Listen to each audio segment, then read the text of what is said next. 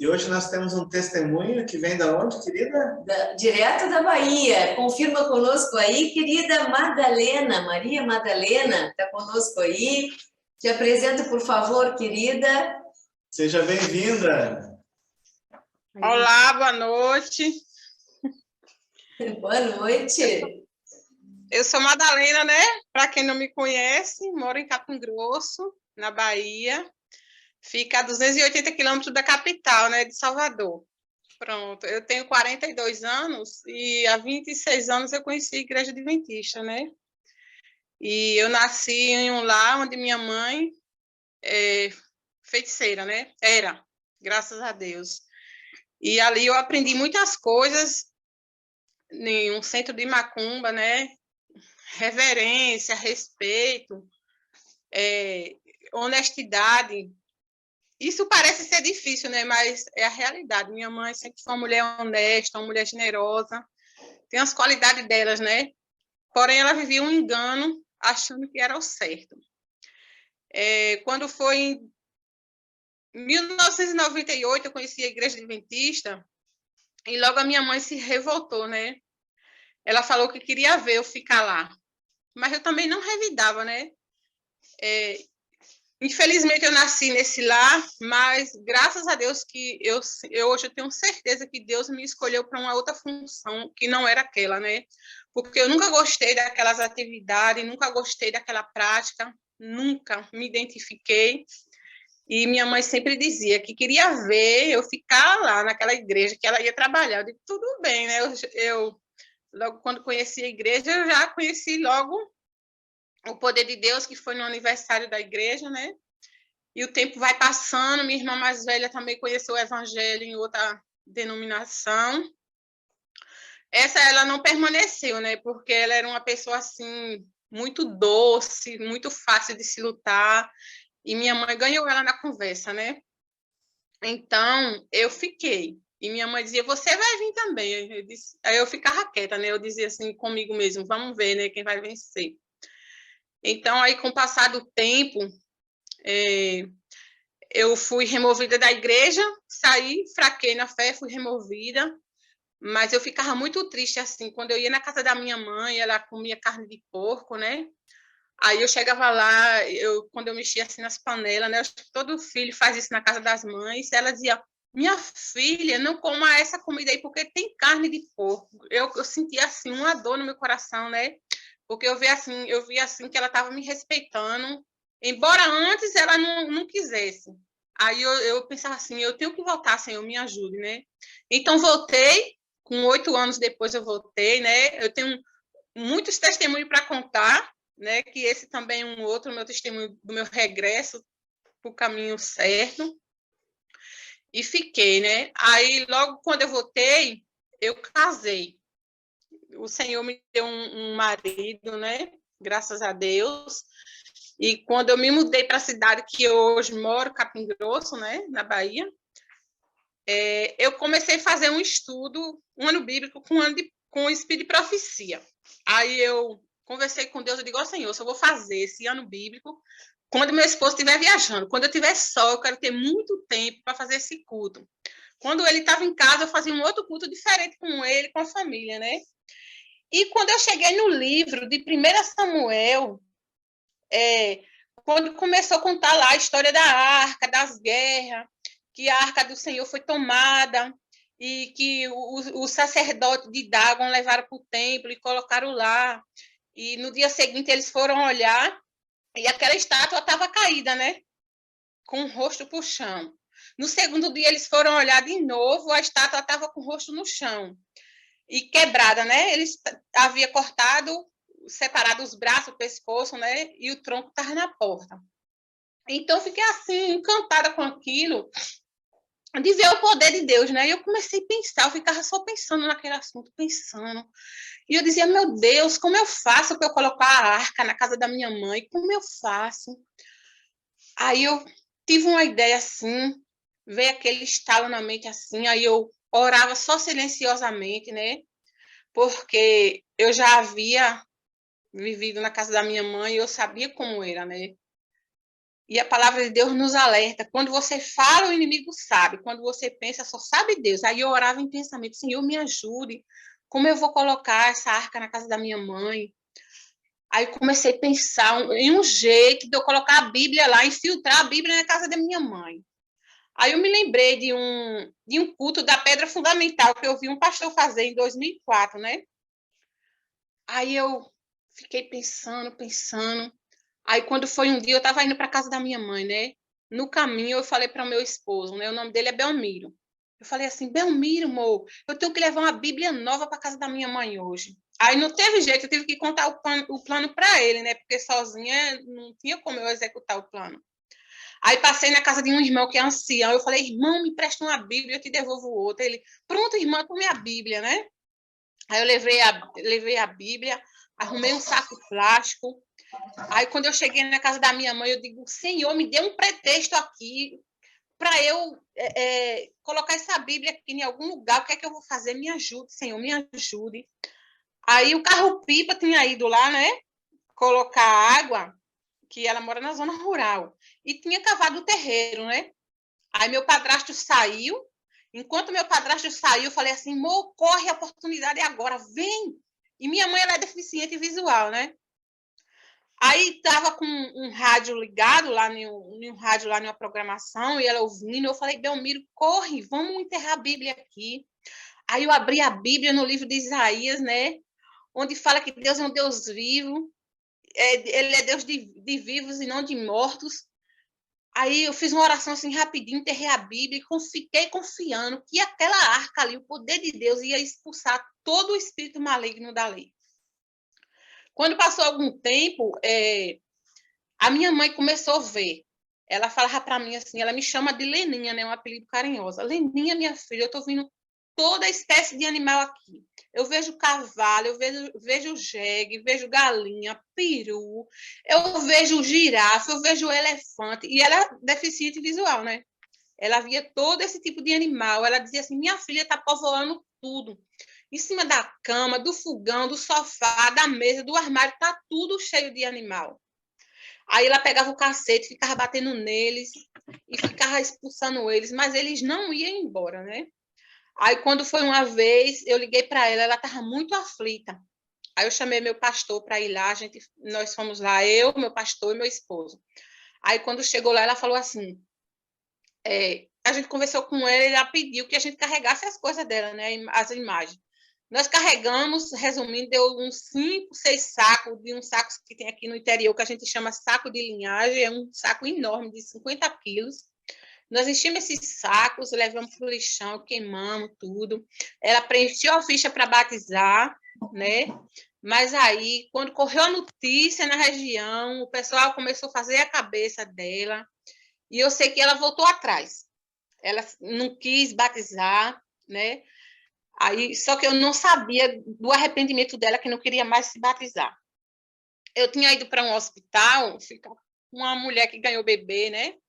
E quando eu estava lá, ela me ligou para mim assim, Leninha, eu não vou mais batizar, eu estou aqui na cidade, eu vim aqui, meu pai de santo me restituiu as imagens de tudo, ele me deu umas novas, eu vou colocar meu centro de novo. Nossa, eu procurei o chão naquela hora e não achei, né? Eu fiquei muito triste, muito. Aí, quando eu cheguei em casa, eu tomei banho, fui orar, conversei com Deus, e eu falei assim, Senhor, eu vou abrir a Bíblia e eu quero que o Senhor fale qualquer coisa para mim a respeito desse assunto, me fale algo, né? Aí, quando eu abri a Bíblia, não de mortos, né? Onde fala em Isaías, né, 44, que Deus planta a árvore, o homem vai lá, corta, faz uma imagem de escultura para adorar, e a outra vai cozinhar o seu pão, vai assar, vai se esquentar. E Deus falou comigo, filho, eu sou Deus de vivos e não de mortos. Eu estou vivo, né? Então, só aquela palavra me bastou. E eu fiquei assim, tão confiante que Deus estava vivo. E lembrando que a arca de Deus, o poder de Deus estava lá, né? Eu sei que o poder de Deus é onipotente, é onipresente, é onisciente. E eu sabia que o poder de Deus ia ser maior. E fiquei em oração. Fiquei em oração, só orando. E eu pedi assim, Senhor, me ajuda a esquecer esse assunto de uma maneira assim, tipo, que eu não fique preocupada, me ajude a relaxar, esquecer e confiar no teu poder, né? E o tempo foi passando, o tempo foi passando. Aí ela dizia, eu vou me batizar, eu vou me batizar. Eu digo, tudo bem, no dia que a senhora quiser, fica à vontade. Aí, quando foi uma vez, ela falou assim, eu estou esperando o chefe vir aqui para dar baixa na minha inscrição. Eu só dizia, tudo bem, mãe, tudo bem. E orando, comecei a pedir oração a ela, por ela para muitas pessoas, né? Nas salas de oração, nos grupos, e o pessoal orando por ela. Ela também, de vez em quando, assistia um culto lá na casa dela, fizemos vigília, ela pedia para fazer. Meu irmão me levou no canto de parede, né? E me disse uns desaforos que não era para mim fazer culto lá, que eu estava querendo forçar nossa mãe a ser crente. Eu disse, não, meu irmão, eu não estou forçando ela, não, ela que pediu, então eu não posso fazer nada quanto a isso, você vai falar com ela. E toda vez que ela pedir para trazer um culto aqui, eu vou trazer assim, se você querer ou não, eu trago, porque a casa da minha mãe não é sua, né? Eu fui até assim desaforada um pouco com ele, né? Aí, eu sei assim, a gente fazendo culto, meu irmão brigando comigo, e eu só orando, pedindo força a Deus. Aí passou um tempão nessa vida, né? Fazia culto e ela, tô esperando o homem vir aqui para dar baixa na inscrição. Aí passou, ela, cheguei um dia lá com meu esposo, ela falou assim, Leninha, podia tu e Bel levar essas coisas minhas, e vocês jogar lá no lixão e queimar, fazer alguma coisa. Eu disse, não, mãe, me desculpe, eu não vou levar. Agora é a senhora e Deus. Toda a iniciativa vai partir da senhora. Aí o tempo ia passando, eu sempre indo lá, orando com ela. Aí quando foi no mês de setembro, no início de setembro agora, 2022, um belo domingo eu fui na casa dela, né? Não foi no início de setembro, não. Me desculpe, me perdoe. Foi no final de agosto. O evangelismo de primavera começou no dia 4 de setembro, e já tinha mais ou menos uma semana que eu tinha ido na casa dela. Então, aí quando eu cheguei lá, eu desci do carro, andei assim para a porta, ela veio me encontrar, né? Eu dei benção, mãe, ela, Deus te abençoe, minha filha. Aí ela colocou a mão no meu ombro, me abraçou e falou assim, Leninha, minha filha, olhe, eu mandei Vando carregar meus santos, né? Ela chama de santo, né? Eu mandei Vando carregar meus santos e jogar lá no mato, do outro lado do rio. Eu disse, foi, mãe, que bom, graças a Deus. Aí fiquei tão tranquila, né? Que nem sentei com ela, conversei bastante. Ela falou, aí depois ela tornou a falar, Vando vai vir aqui neste instante desmanchar o altar. Eu disse, é? Ela disse, é. Fiquei lá sentada, tão tranquila. Daí a pouco o homem chegou, passada uma meia hora ele chegou, né? Aí ele entrou lá para o salão, que ela tem a casa e o salão do lado, né? Onde ela fazia o samba, matança, calombré, caruru, tanta coisa, né? Eu já presenciei lá tanta coisa horrível. Aí ele só via ele carregando, né? Os carrinhos de terra. Aí depois ele veio cá e falou assim, Santinha, ela tem apelido de Santinha, né? O nome dela é Ana Maria. Santinha, eu já terminei o serviço. Ela falou, tá bom, meu filho, tá bom. Ela tem 76 anos, né? Aí ela falou assim, tu não vai ver não, Leninha? Eu disse, vamos lá, mãe, vamos lá ver. Gente, quando eu cheguei lá, ela já tinha arrancado todas as bandeirolas, todas as imagens já tinham sumido, os pandeiros, tambor, todos aqueles instrumentos, toda aquela coisa que ela usava, aqueles aparatos. Eu observei as casinhas que ela acendia vela preta, vela de 7 dias, vela de 30 dias. Ela tinha uma bandeira, né, no quintal, a bandeira dos feiticeiros, né? Eles levantam uma bandeira bem alta. Gente, quando eu comecei a observar, assim, não tinha mais nada. Aí eu peguei a vassoura, comecei a vasculhar assim as paredes, tirar os pó, varri tudo, passei pano, e eu comecei assim, falei, Belmiro, comecei a respirar assim, Belmiro, tu tá sentindo o que aí, Belmiro? Tu tá sentindo o que diferente? Aí comecei assim, me concentrando naquilo que estava acontecendo. Olhei para a fisionomia da minha mãe, parece que ela tinha rejuvenescido uns 10 anos ou mais, né? E eu percebi, assim, que minha mãe estava com outra fisionomia, né? E eu fiquei muito alegre, muito alegre. Aí fui embora, né? Passei o restante do dia, fui embora. Aí, quando começou o evangelismo de primavera, eu falei assim, pastor, vamos visitar minha mãe, pastor? E ele estava com a agenda tão cheia. Ele falou, irmã Madalena, tem um pouquinho de paciência, a gente vai. Aí, quando estava chegando perto dos batismos, eu falei, pastor, vamos visitar minha mãe? Aí, nós marcamos, fomos lá. Quando chegamos lá, conversamos com ela. Aí, no meio da conversa, ela puxou o assunto logo de batismo, de crente.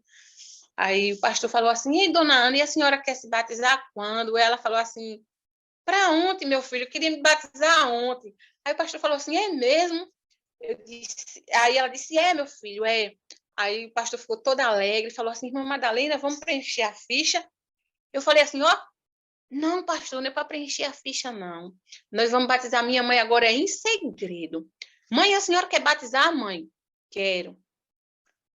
Quer mesmo? Quero. Eu digo, pois a senhora não vai falar a ninguém, porque da outra vez a senhora ficou falando para todo mundo e eu fiquei muito feliz, contei para todo mundo e o povo veio fazer sua cabeça e não deu certo. Não, mas agora ninguém vai fazer minha cabeça, não. Eu quero. Eu digo, mãe, mas mesmo assim, vamos ficar calada. Aí fui lá, combinei com a irmã dela, a irmã mais velha do que ela. Eu digo, tia, a senhora vai com mãe tal dia, que era na sexta-feira. Ela falou, vou, minha filha, eu vou, pode ficar tranquila. Então, aí combinamos tudo. Quando foi na sexta-feira à noite, meu esposo foi buscar ela, né? Foi buscar ela e graças a Deus aconteceu o batismo. Na hora do batismo foi a coisa mais linda, gente. Como foi lindo o batismo da minha mãe. Ela pegava as duas mãos, enchia de água e jogava para o ar assim, dizia, eu tô livre, eu tô liberta, eu tô livre, graças a Deus. Gente, foi a coisa mais linda. Quando minha mãe estava batizando, eu lembrei. Era o dia 17 de setembro, o dia que minha mãe fazia culto para Cosme e Damião. Fazia culto, fazia caruru. Gente, quanta coisa horrível eu presenciei na casa da minha mãe. Eles esperavam dar 12 horas da noite, quando as crianças dormiam, para eles... a minha mãe e uma outras colegas dela invocavam um demônio que chama Cabocla Onça, e elas pegavam um frango e elas sangravam no dente, elas bebiam o sangue. Elas pegavam uma pá de brasa, assim, elas acendiam uma fogueira, e quando era meia-noite, eles pegavam uma pá de brasa, assim, bem vermelhinha, sabe? Colocavam no meio do salão, e elas pisavam até apagar todas aquelas brasas, e depois mostravam os pés. Branquinho, branquinho, branquinho, não tinha nenhuma vermelhidão nos pés. Eles jogavam a garrafa no chão, ficava aqueles cacos grandes, assim, sabe? E eles pisavam em cima, pisava que aqueles vidros ficava tudo pequenininho, parecendo uma farinha, e não cortava os pés. Eu já presenciei tanto horror na casa da minha mãe, tanta coisa terrível, tanta mentira, tanta traição, né? E assim, não para me gloriar, não é isso que eu estou aqui hoje, não é para isso, é para mostrar o poder de Deus, né? Como Deus agiu na vida da minha mãe, como Deus me honrou através de minha fé. Eu me sinto muito feliz, eu me sinto tão honrada, eu tenho uma alegria tão grande dentro de mim de hoje estar contando esse testemunho, de compartilhar com vocês o amor de Deus, né? Que resgatou minha mãe da perdição, de um centro de macumba que ela foi escrava por mais de 40 anos, né? E ela ainda não sabe da Arca de Deus, a Bíblia Sagrada que está lá, plantada no terreiro dela. Quando eu plantei aquela Bíblia ali, eu tinha certeza e continuo tendo que o poder das trevas não prevalecerão contra a casa de Deus, né? Como Jesus um dia disse a Pedro, tu és Pedro, e o poder das trevas não permanecerá, não prevalecerá contra a casa de Deus. Então, assim... Amém. Amém. Louvado seja o nome do Senhor.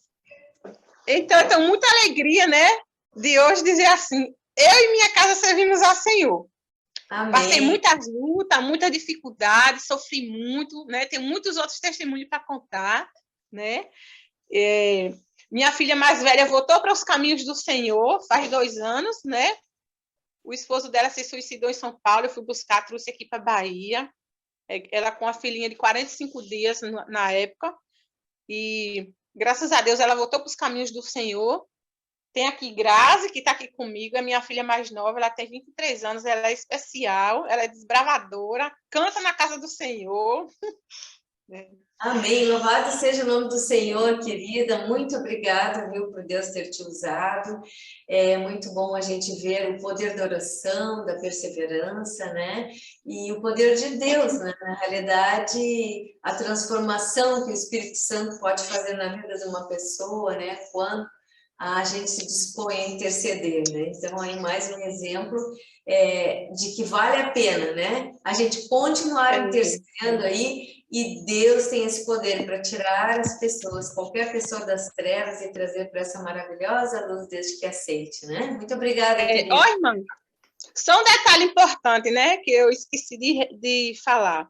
Quando minha mãe falava de batizar, ela dizia assim, ó, eu vou me batizar, mas meu dinheiro eu não vou dar para pastor. Aí eu ficava calada, e quando foi um dia eu falei para ela assim, mãe, olha, a palavra do Senhor diz assim em Apocalipse, uma lista de pessoas que vão ficar fora do reino do céu. E uma delas é o ladrão. E a palavra do Senhor diz que quem não devolve dízimo é ladrão e salteador. Aí meu marido chegou assim com a mão, pelo amor de Deus, não fala assim com tua mãe. Eu digo, não, eu tenho que ensinar para ela a verdade.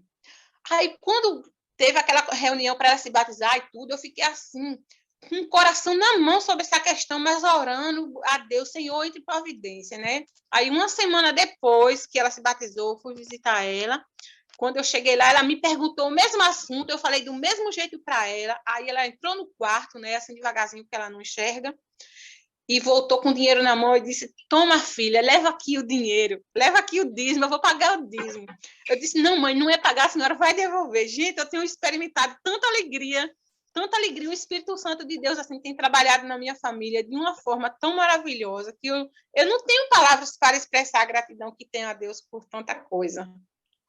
Maravilha, maravilha, que bênção, né? Obrigada, querida, que Deus continue te abençoando, te usando aí nessa obra de resgatar pessoas, tá bom? Obrigada. Amém. Pastor Adailson, nosso mensageiro de hoje é um colega seu de ministério da mesma associação, né, Associação Sul-Rio-Grandense. Está lá em Santana do Livramento, fronteira com o Uruguai, mas nosso pastor é argentino, é isso mesmo? Seja bem-vindo, pastor Miguel. Boa noite. Muito obrigado, sim, eu sou argentino. Estamos aqui emprestados para o Brasil por 5 anos. E eu gosto muito do Brasil, eu gosto muito do povo brasileiro. Vocês são pessoas muito queridas, muito de pele. E estou vivendo um sonho. Por 5 anos o Senhor me permitiu estar no Brasil, curtindo este sonho de poder conhecer parte de minha família, de meus irmãos. Y agradezco a Dios por eso. Agradezco al pastor Adailson por el convite, a Bruno por el convite. Estoy feliz de estar con ustedes. Y veo de que son de diferentes partes do Brasil, ¿cierto? Estamos un grupo bien esparcido por el Brasil. Isso, Aqui um grupo pequeno.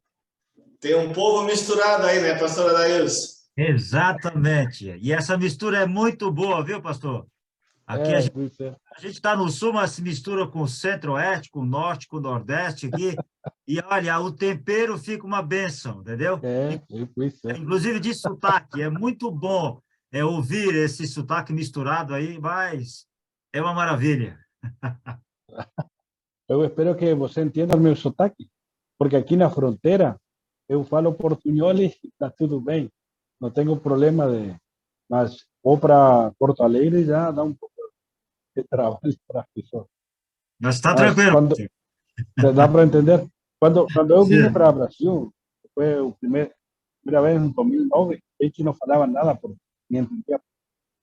Então falaram para mim, para que você possa sobreviver aqui no Brasil, precisa falar 2 coisas. Uma, tenho fome. Essa é a primeira. E a segunda, fale devagar. Você falando as 2 coisas, dá para sobreviver. Y bueno, yo acho que me fue bien porque me puedo virar. Mas una de las cosas que yo reconozco y agradezco a Dios, porque un povo brasileiro tem paciência com o estrangeiro. Fica bravo porque chantole, lhe fala algumas coisas para entrevistar. Agradeço a Deus pelo privilégio que me dá de estar com vocês, de poder compartilhar. Ouvir a testemunho da irmã Madalena, como Deus é um Deus de planos, Deus sonha com a gente, Deus não é um Deus de casualidade. E fico feliz ao ver o nome deste pequeno grupo. Não é tão pequeno, mas este pequeno grupo, Amigos de Jesus, é o nome, certo?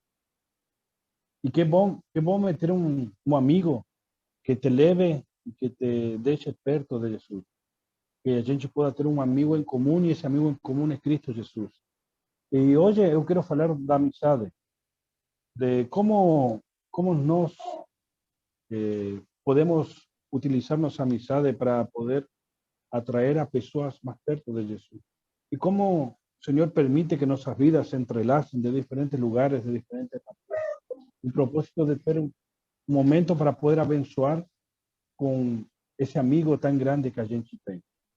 E quero convidá-los para abrir sua Bíblia, para tocar sua Bíblia, o livro de João. João, capítulo 1. O apóstolo João escreveu para demonstrar-nos, certo, que Jesus é Deus. E quando a gente analisa e vê a parte como Jesus camuflou, escondeu sua divindade, mas em todo momento ele mostrou essa simpatia, esse carinho, esse amor pelo homem, que é uma também da faceta que João mostra, certo? O amor de cada um. E que não é casualidade, tem que ver com um propósito, tem que ver com um plano. E o versículo 29. Aqui, João Batista estava pregando na beira do Jordão. Ele diz que o local que João Batista pregava, era perto onde Israel havia passado o Jordão, onde havia caído Jericó. Para eles era um lugar histórico, um lugar importante. Mas o momento e os cultos de João Batista eram de apelo, de chamado para o arrependimento. O pessoal deveria vir para Deus e ser perdoados seus pecados, precisavam de arrependimento. Mas em um momento, quando ele estava falando, estava pregando, o versículo 29 diz que João viu a Jesus que vinha para ele.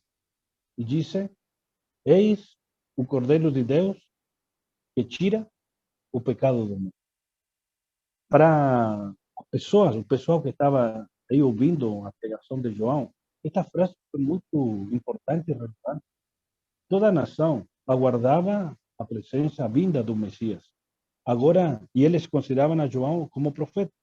Agora João, olhando para Jesus, vendo a Jesus, falava: aqui está o cumprimento da profecia.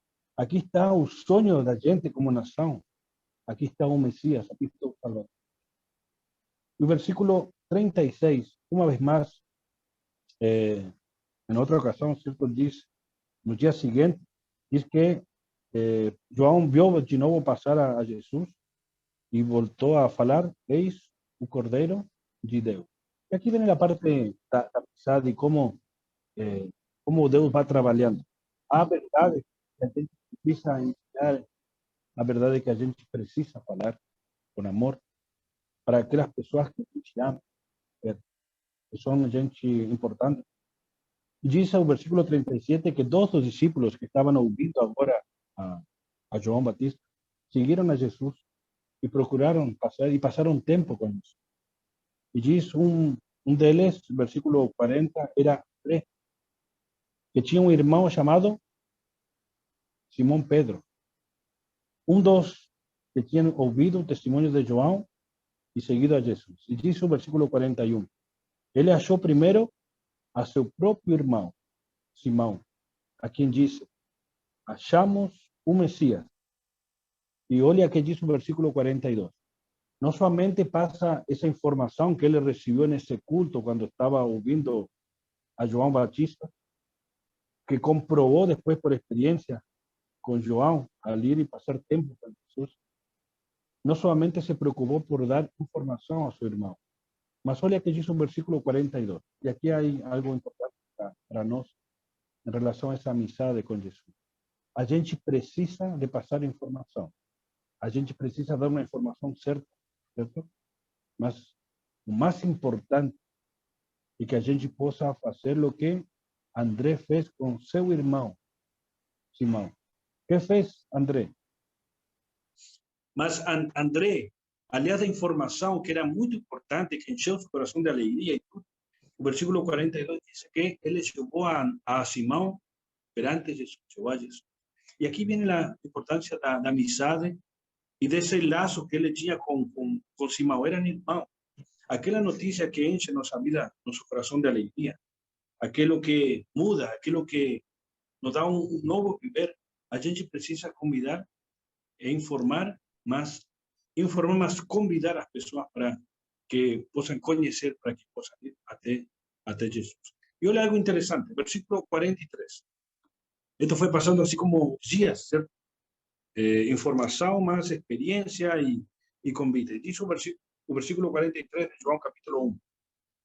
No dia imediato, resolveu Jesus partir para Galileia e encontrou a outro, chamado Filipe, a quien dice, sígueme. Ora, aquí acrescenta algo importante. Filipe era, ¿de qué lugar? Moraba en Betsaida, a ciudad de donde moraba André y Pedro. ¿Será casualidad? A gente sabe que no existen las casualidades, ¿cierto? A Biblia no lo dice. Ellen Joy tampoco dice. Mas ¿cómo será que Felipe tal vez ouviu falar de André ou de Simão em relação ao Messias? Porque aqui a Bíblia diz que Jesus chama a Felipe para que lo siguiera. E dá a casualidade de que formava parte ou morava na mesma cidade que morava André e Simão. Mas isso é algo interessante. Mas veja agora o mais interessante.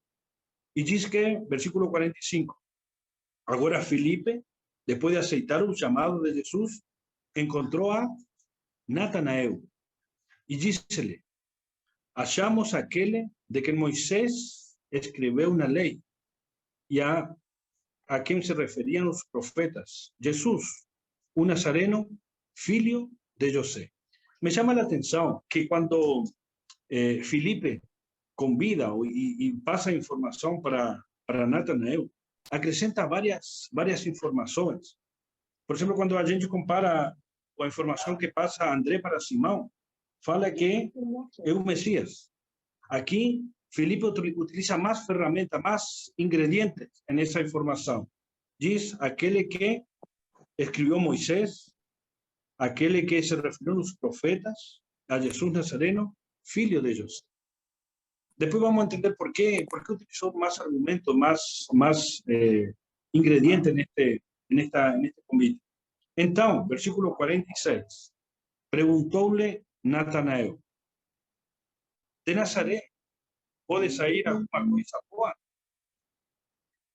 Olha, aquí llama la atención por qué Filipe utilizó varios argumentos. Porque a primera instancia podemos ver que Natanael era un hombre con preconceitos. Achaba que por haber nacido en Nazaret, ¿será que prestaba alguien de Nazaret? ¿Será que muchas veces a gente también no actúa de una manera con preconceitos nos origen das pessoas y que tristemente ponemos una etiqueta para o aceitamos o rejeitamos a pessoas por onde eles são?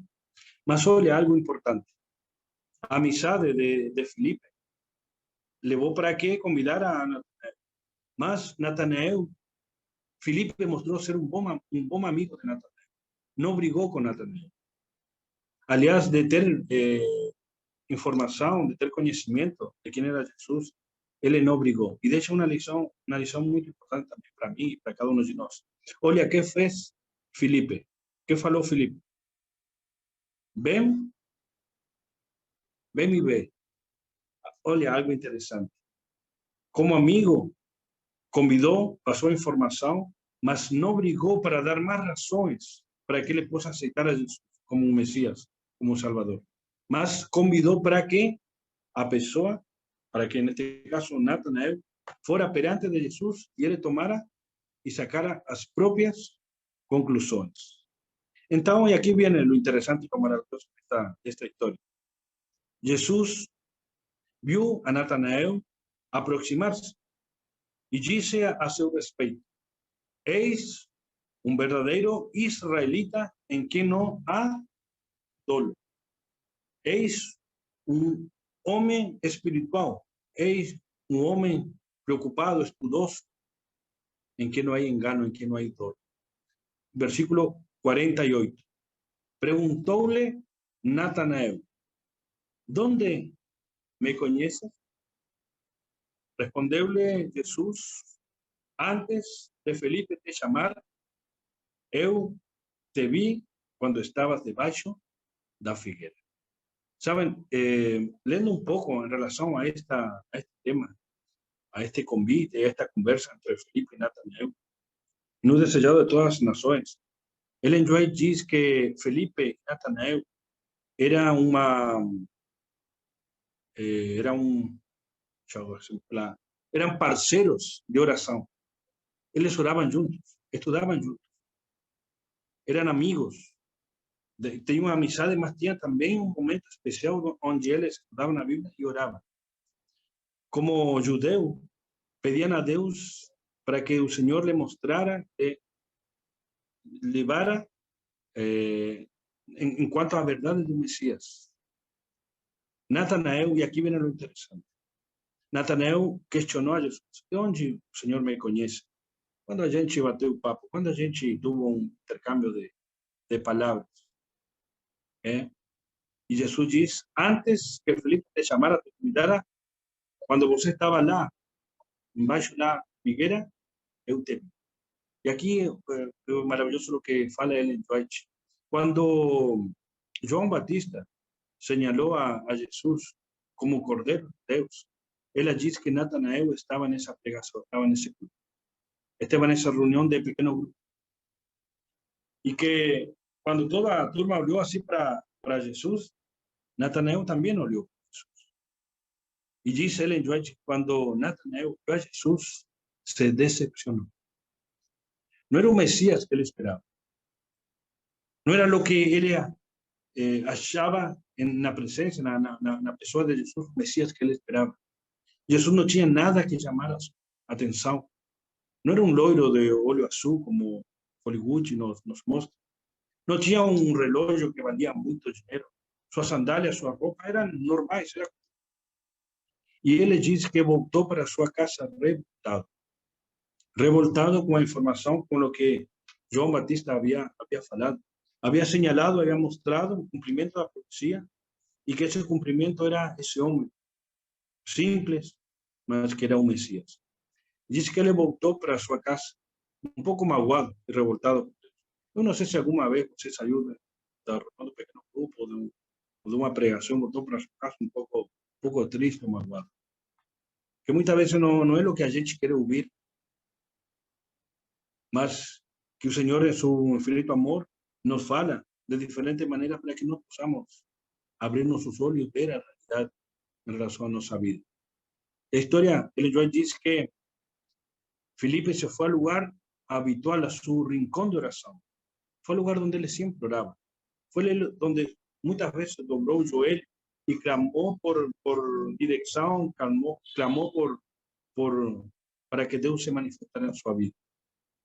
¿Saben a dónde fue? ¿A qué lugar él fue a reclamar y a hablar con Dios? Debajo de esa figueira. Es por eso que cuando Jesús ve a Natanael, él dice que ya le conocí, yo te conozco. Y él le pregunta: ¿más de dónde me conoce? ¿Lembra ese día cuando usted voltó de reunión de pequeño grupo? Que voltó magoado y triste y decepcionado al ver cuando João señaló Mesías. Você fue para debaixo da figueira. Tá, eu te vi, eu estava ali. Después de que Jesús falou isso, olha que diz o versículo 49. Então, exclamou Natanael, aquele cara cheio de preconceito, estudioso, um homem de oração, mas com preconceito, né? Exclamou, mestre, tu és o Filho de Deus, tu és o Rei de Israel. Quando a gente consegue levar as pessoas ante a presença de Jesus, e quando Jesus toma conta das situações da vida, as pessoas não têm outra alternativa que reconhecerle não somente como um mestre, sino reconhecerle como Filho de Deus, como Rei de Israel. Saben, queridos amigos, nós somos parte dessa rede de amizade que o Senhor também tem, assim como André, como Simão, como Felipe, como Natanael, para que nós possamos, através da amizade, não somente passar informação, mas levar a nossos seres amados, queridos, perante a presença de Jesus. De uma maneira miraculosa, como Jesus se manifestou e mostrou sua divinidade para Natanael, para que ele reconheciera. Temos que ter a plena certeza de que Ele está no controle de nossa vida, da vida das pessoas, com o propósito de mostrar que classe de Deus a gente tem. Muitas vezes, nós mesmos temos preconceito em relação às pessoas. Muitas vezes as pessoas têm preconceito, mas temos que deixar de lado os preconceitos e levar as pessoas perante Jesus e deixar que Ele mexa em seu coração e mostre quão grande e maravilhoso e que bom é esse Deus que a gente tem. Conta uma história que uma vez aconteceu algo terrível no mar. O mar havia jogado fora muitas estrelas de mar, milhões e milhões de estrelas de mar. As pessoas curiosas corriam para ver as desgraças que havia acontecido com as estrelas de mar. Os jornalistas tratavam de ter a melhor imagem para fazer um reportaje e mostrar o terrível catástrofe que havia acontecido. E em um momento, quando todo o pessoal estava aí, olhando e tratando de fazer a transmissão, se viu que lá longe, na praia, havia um homem que estava desesperado, pegando as estrelas do mar e jogando para dentro do mar. Mas as estrelas eram muitas, eram milhões. Mas ele, desesperado a ver a quantidade, pegava com as duas mãos um monte de estrelas e jogava com mais força para dentro do mar. Não falta aquele que é curioso, que está olhando, certo? E vê que na coisa não adianta. Se acercou para o homem e falou, olha, cara, o que você está fazendo, crê que vai dar alguma diferença? Será que você vai poder salvar uma estrela? Não acha que muitas estrelas se van a perder? E o homem olhou para ele e falou, sí, é verdade, muitas estrelas se van a perder. Mas se agacha e pega uma estrela e diz, mas esta não. E com todas suas forças, jogou essa estrela para dentro do mar. Há muitas pessoas que a gente ama, que talvez não vão tomar a decisão de aceitar a Jesus como seu pessoal, por diferentes motivos. Mas eu quero animar a você, para que você seja também corajoso e sem preconceito, e possa ter uma estrelinha, e ore por essa estrelinha, y pida para el Señor nos dé las herramientas para poder llevar a ese ser querido, a ese amigo, perante la presencia de Jesús, para que Él pueda tomar decisiones de vida eterna. Que el Señor nos ayude, que el Señor nos utilice para que seamos bons amigos, no solamente para pasar información, que es bom, y a mayor información que a gente tem hoje es que Jesús está voltando, mas que aproveitemos essa informação, mas que possamos fazer amizade com pessoas que amamos, demonstremos interesse em sua salvação, e possamos levar diante a presença de Jesus para que Ele possa reconhecer o seu Salvador pessoal. Que o Senhor te abençoe e que nós possamos ser bênção em diferente lugar que nos toca estar e que tenhamos o privilégio de ver como Deus nos une, permite que nuestros caminos se entrelacen, se entrecrucen, con un único propósito, de que podamos engrandecer y glorificar un nombre de ese Dios maravilloso. El Señor nos bendiga. Amém. Amém, pastor. Obrigado pela mensagem. O senhor poderia fazer uma oração agora? Sí, oramos. Bondoso y amado Pai, obrigado, Señor, por el privilegio que tenemos de ser tus filhos. Obrigado, Señor, por saber de que, Señor, un Deus de planos, un Deus que se preocupa por cada uno de nosotros, mas también que tiene un propósito de que a través de nuestras amistades, de nuestro vivir, nuestro testimonio, que las personas que nos rodean, nuestros amigos, puedan también tener la oportunidad de tomar decisiones de vida eterna. Ayuda, Señor, para que podamos convidar a nuestros amigos a aceitar al mayor y mejor amigo que a gente tem en Cristo Jesús. Que a través de esa experiencia con Jesús, Él también tiene la oportunidad de tomar decisiones de vida eterna. Y así, Señor, cuando Jesús pautar y que le prometió que muy en breve ya nos podamos estar juntos con nuestros amigos, familiares, aguardando ese día maravilloso. Abençoa a cada uno de mis hermanos en el lugar que le están y danos, Señor, a bênção e a oportunidade de abençoar a pessoas que amamos e que precisam do Senhor. Obrigado por tudo. Em nome de Cristo Jesus, te agradecemos. Amém.